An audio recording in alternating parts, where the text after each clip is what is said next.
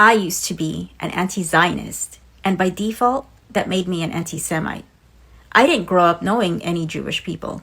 Instead, I just absorbed what peers around me repeated, that Jews ruled the world. In my state of victimhood, I wanted someone to blame, and the Jews became the perfect scapegoat, the boogeyman behind the curtain, pulling all the strings, responsible for why the world felt broken and why I felt powerless. But something happened 7 years ago that cracked that illusion. I was living in a hippie community when the conversation turned to who ruled the world. Without hesitation, someone brought up Zionism as the source of all evil. And in that circle was one Israeli man, and I'll never forget watching him break down in tears as he tried to explain to them that this wasn't what Zionism meant, trying to defend his people. Seeing him crumble shook me.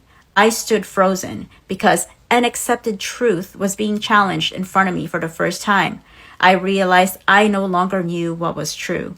From that moment, I knew something was very wrong, and I began questioning everything I thought I knew.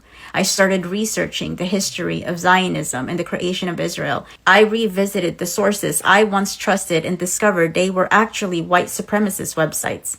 Later, I learned about Amin al-Husseini and his collaboration with the Nazis.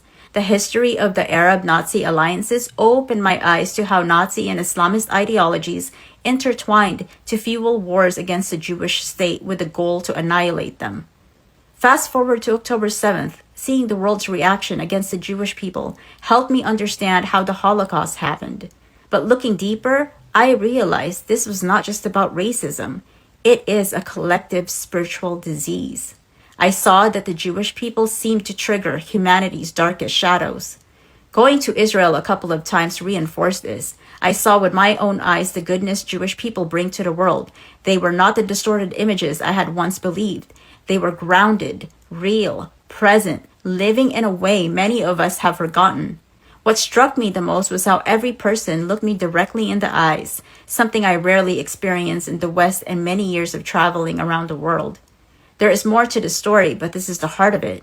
I have nothing but love for the Jewish people now, and I will stand up for them the way I wish I had for that Israeli man in the hippie community years ago. Best of all, I also came to realize that part of my soul's purpose is to help heal the Abrahamic lineage, and what you are witnessing through the content that I share is an accumulation of many awakenings, years of research, and putting the puzzle pieces together from years of exploring the subconscious realms through my healing work.